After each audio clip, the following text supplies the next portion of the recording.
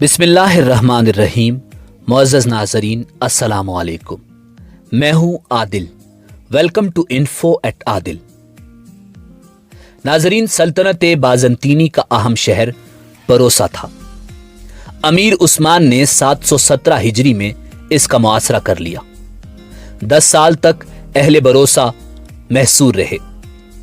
آخرش 726 ہجری میں محصورین نے اور خان بن عثمان کے آگے ہتھیار ڈال دیے اور شہر کو خالی کر دیا، اور ترکی فوج اور خان کی سرکردگی میں فاتحانہ طور سے بروسا میں داخل ہوئی۔ امیر عثمان خان سوغوت میں بستر مرگ پر تھا۔ اس کو بروسا کی فتح کی خبر اور خان نے پہنچائی۔ عثمان نے بیٹے کو گلے سے لگایا اور ہمت و شجاعت کی داد دی اور اپنا جانشین مقرر کیا، اور خان کو اپنے پاس بٹھا کر یہ وصیت کی کہ بیٹا، اب میں موت کی آغوش میں جا رہا ہوں۔ مجھ کو اب کسی بات کا غم نہیں ہے، کیونکہ تم سا لائق بیٹا اپنی جگہ چھوڑ رہا ہوں، جو میری قائم مقامی اس دولت کی مجھ سے بہتر کر سکے گا۔ بیٹا، یہ وصیت یاد رہے کہ ظاہر اور باطن میں اللہ کا خوف رکھنا اور عدل کو اپنا شیوا بنانا، کہ اسی سے سلطنت کی بنیاد مضبوط رہتی ہے۔ رعایا پر رحم کرنا، کیونکہ ہمارے رب کی صفت رحم ہے۔ حقوق کے معاملے میں قوی اور ضعیف کو یکساں سمجھنا، شریعت حقہ کو رائج کرنا اور کتاب و سنت کے مطابق عمل رکھنا۔ اگر میری اس وصیت پر عمل کرو گے تو تم ان اولیاء میں سے ہو جاؤ گے جو رضائے الہی سے کامیاب ہوئے ہیں۔ اور بیٹا، آخری کہنا یہ ہے کہ بروسا کو پایہ تخت بنانا اور وہیں مجھ کو دفن کرنا۔ امیر عثمان خان نے 21 رمضان 727 ہجری میں وفات پائی اور حسب وصیت بروسا میں دفن کیا گیا۔ عثمان میں وہ تمام اعلیٰ صفات تھے جو بانیان حکومت میں ہوا کرتے ہیں۔ شجاع تھا، عاقل تھا، نرم خو۔ یہ ضرور ہے کہ دشمن کے لیے سخت تھا، رعایا کے لیے بہت مہربان اور رحم دل، اور اس میں قیادت کا ملکہ خاص تھا۔ ارطغرل کے ساتھ 400 ترک جانباز تھے، مگر اس کے برتاؤ اور لطف و کرم سے 4000 ترک اس کے جانثار تھے، جس میں بہت کچھ اور اضافہ ہو گیا تھا۔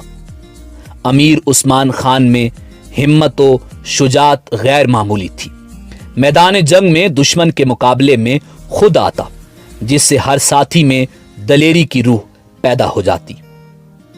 اوبائی کے فیض صحبت سے عثمان میں صوفیانہ رنگ تھا، اس کے ساتھ مجاہدانہ سرگرمی۔ عثمان کا طریقہ جنگ وہی تھا جو قرون اولیٰ کے مجاہدین کا تھا۔ پہلے امرائے روم کے پاس اعلان بھیج دیا کرتا کہ اسلام قبول کرو یا جزیہ دو، یا جنگ کے لیے تیار ہو جاؤ۔ عثمان کو فتوحات میں بہت کچھ مال و زر ہاتھ لگا۔ اس نے غریبوں اور یتیموں کا حصہ نکال کر ترک سپاہیوں میں تقسیم کر دیا، اپنے پاس اس میں سے کچھ نہ رکھا۔